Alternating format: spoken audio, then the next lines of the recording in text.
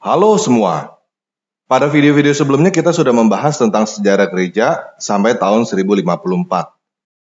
Kita sudah ada video yang membahas sejarah gereja mula-mula sejak kenaikan Yesus sampai tahun 100. Kemudian, video yang membahas sejarah gereja sebelum Nikea sejak tahun 100 sampai 325 dan video yang membahas sejarah gereja setelah Nikea 325 sampai perpecahan besar Katolik Ortodoks tahun 1054.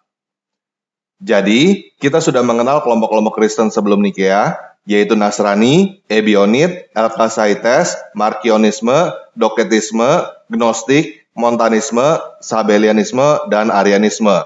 Dan kelompok-kelompok Kristen pecahan gereja rasuli, yaitu Nestorian atau gereja timur, Ortodoks Oriental, Ortodoks Timur, dan Katolik Roma. Sebenarnya saya ingin melanjutkan pembahasan dengan sejarah Protestan. Namun, sepertinya kita akan sulit memahami sejarah Protestan jika kita tidak memahami perang salib atau yang biasa dikenal dengan Crusades. Jadi, pada video ini kita akan membahas tentang perang salib, dan setelah video ini kita akan membahas tentang sejarah Protestan. Oke, kita mulai aja ya.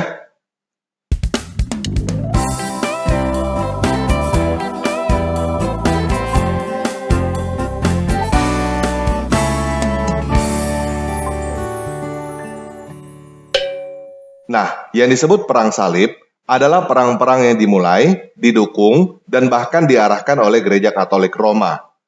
Pemicu perang salib ini tentunya tidak bisa terlepas dari invasi Islam. Banyak yang berpendapat bahwa yang disebut perang salib hanya terhadap Islam. Namun, pada video ini kita akan melihat juga perang salib yang bukan terhadap Islam. Pada tahun 651, Kekhalifahan Rasidun dari Arab menjajah seluruh Persia dan sebagian wilayah Romawi Timur yang kita kenal dengan nama Bizantin. Pada saat itu, Kekaisaran Romawi Barat sudah tumbang, dan muncul negara-negara baru di Eropa, diantaranya Britania, Frankis, Lombard, dan Visigotik. Penjajahan Arab ini disertai dengan penyebaran agama Islam. Mereka memberikan 3 pilihan kepada calon korbannya. Yang pertama, masuk Islam yang artinya takluk atau menyerah. Yang kedua, bayar jizyah yang artinya uang keamanan. Yang ketiga, perang atau dibunuh. Tentunya banyak yang masuk Islam, banyak yang bayar jizyah, banyak yang mati berperang, dan banyak yang kabur ke wilayah lain. Bagaimana dengan kehidupan orang-orang Kristen di pemerintahan Islam? Pada saat itu terjadi Arabisasi sekaligus Islamisasi. Tentunya, keadaan ini lebih parah daripada apa yang terjadi di Indonesia sekarang ini. Secara ekonomi dan politik ditekan, banyak yang dibunuh, banyak gereja yang dibakar, dan dijadikan masjid. Orang-orang yang bukan muslim diperbolehkan untuk hidup, namun mereka disebut zimmi. Mereka diwajibkan untuk membayar pajak tambahan yang disebut jizyah, yang arti sederhananya adalah uang keamanan atau jatah preman. Jadi, kalau teman-teman lihat kelakuan sebagian orang Indonesia yang suka jadi tukang palak, terutama kepada etnis tertentu atau agama tertentu, sekarang teman-teman sudah tahu ajaran menjadi tukang palak itu berasal dari mana.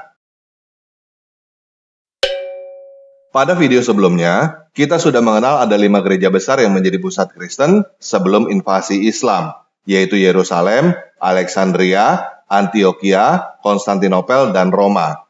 Setelah invasi Islam, pusat kekristenan tinggal 2, yaitu Konstantinopel dan Roma. Pada tahun 1009, gereja Makam Kudus di Yerusalem dihancurkan oleh Kekhalifahan Fatimiyah. Pada tahun 1037, kerajaan Islam Sunni yang disebut Seljuk Turki menguasai daerah Persia dan sekitarnya.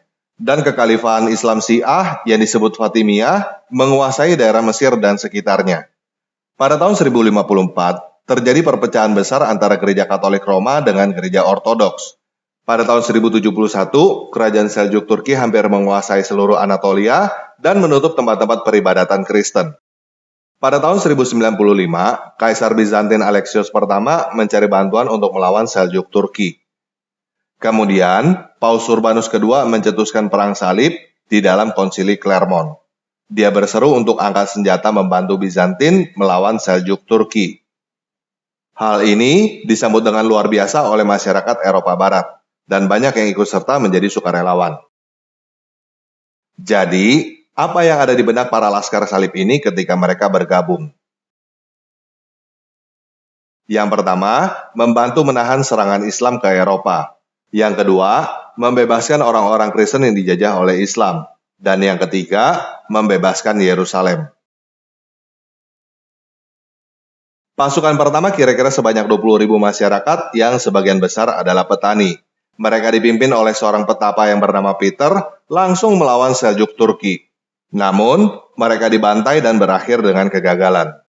Pada tahun 1096, sekitar 100.000 sukarelawan yang dipimpin oleh para bangsawan berkumpul di Konstantinopel, lalu mereka berperang.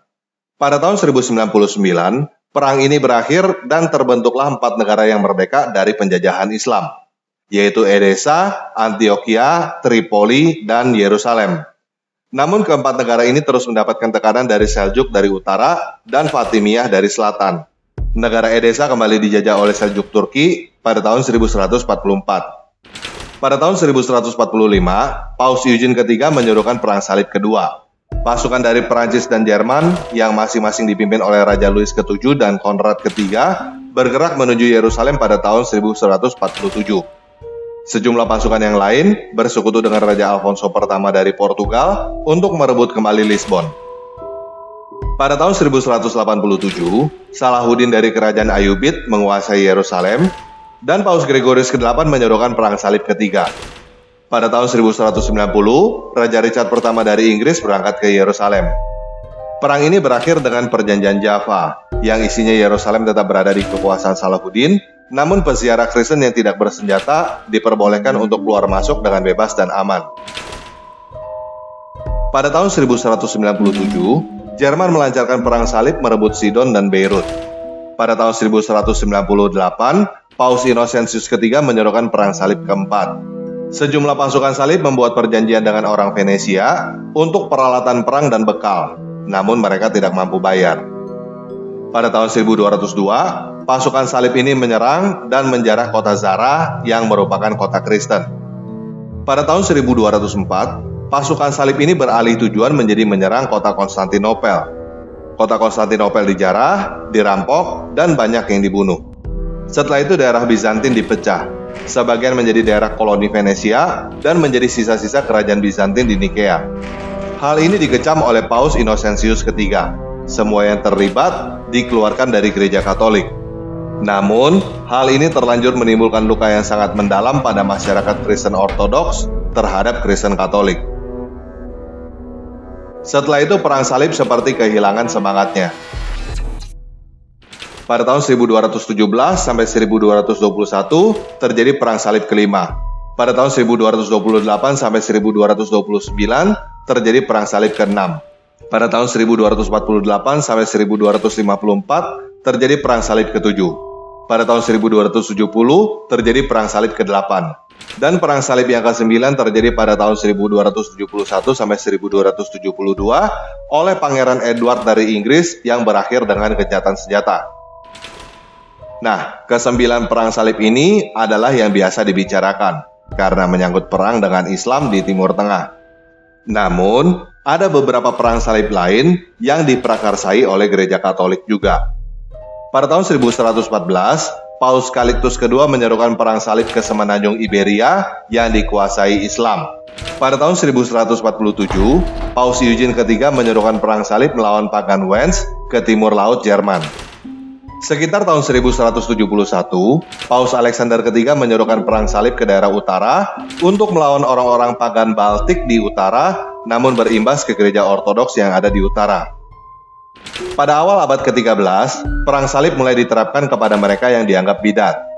Paus Innocentius III menyerukan perang salib terhadap Katarisme di Languedoc pada tahun 1209, terhadap bidat Bosnia pada tahun 1231, terhadap petani Stinger pada tahun 1234, dan terhadap Marquard von Anweiler pada tahun 1240.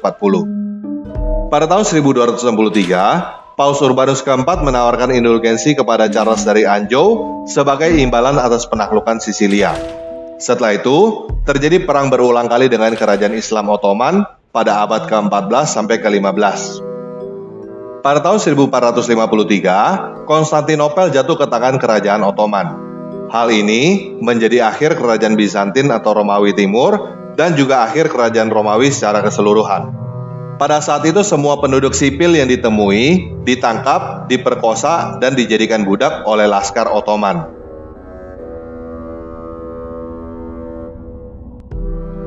termasuk suster-suster biarawati dan anak-anak kecil yang berada di dalam gereja Hagia Sophia, diperkosa di dalam Hagia Sophia, lalu mereka dijual sebagai budak. Yang melawan langsung dibunuh di tempat, tentunya sambil berteriak Allahu Akbar. Dan setelah itu, Hagia Sophia dijadikan masjid. Sejak saat itu, pusat gereja Ortodoks pindah ke Moskow, Rusia. Nah, setahu saya, teman-teman yang Muslim selalu protes tentang perang salib. Mungkin maunya mereka, orang Kristen dan non-Muslim lainnya, selalu ditindas tanpa melawan, mendapatkan diskriminasi di dalam ekonomi, politik, dan lain sebagainya, terutama bayar jizyah, alias pajak tambahan, alias jatah preman. Sampai orang non-Muslim gak tahan dengan tekanan sosial, lalu masuk Islam dan menjadi seperti mereka. Tetapi saya tidak tahu bagaimana dengan teman-teman yang Kristen. Apakah teman-teman setuju dengan perang salib? Menurut teman-teman, apa yang terjadi jika perang salib tidak pernah terjadi? Silakan tulis jawaban teman-teman di kolom komentar di bawah video ini ya. Nah, buat teman-teman yang belum tahu apa itu indulgensi, indulgensi adalah penghapusan hukuman atau siksa dosa sementara karena dosa-dosa yang telah mendapatkan ampunan.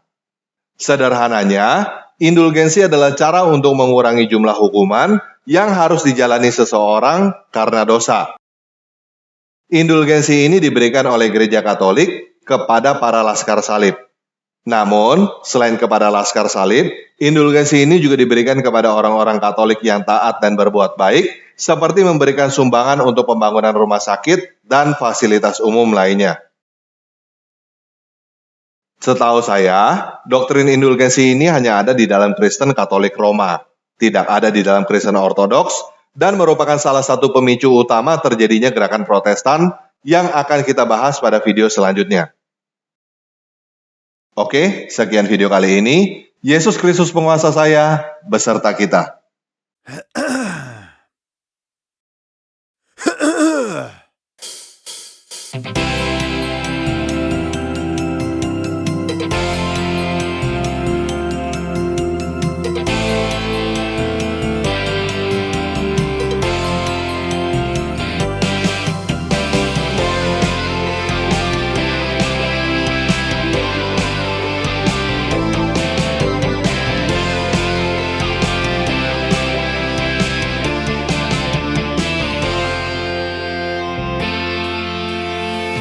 Terbang tinggi bagaikan seekor raja wali, walaupun badai topan menerpa bukan lalui.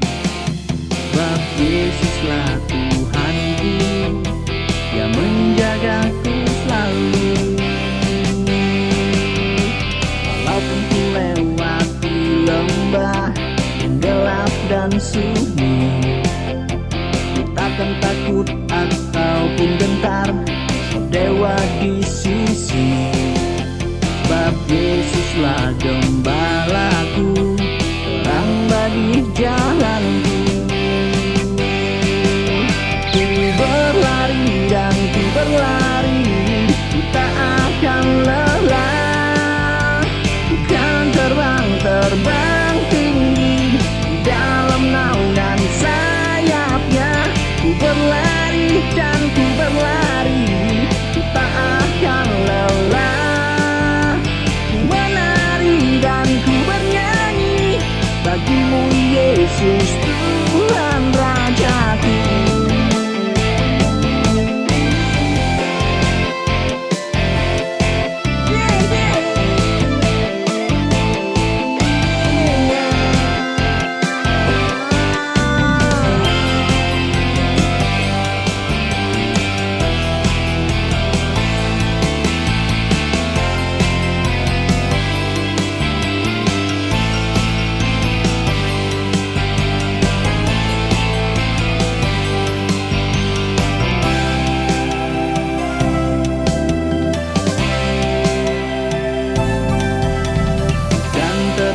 Tinggi bagaikan seekor raja wali, walaupun badai topan menerpa ku kan lalui sebagai sesuatu Tuhanku yang menjagaku selalu.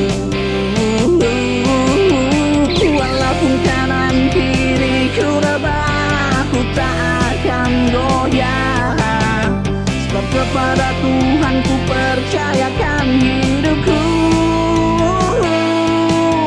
Ku berlari dan ku berlari, ku tak akan lelah. Ku kan terbang tinggi di dalam naungan sayapnya. Ku berlari dan ku berlari, ku tak akan lelah. Ku menari dan ku bernyanyi bagimu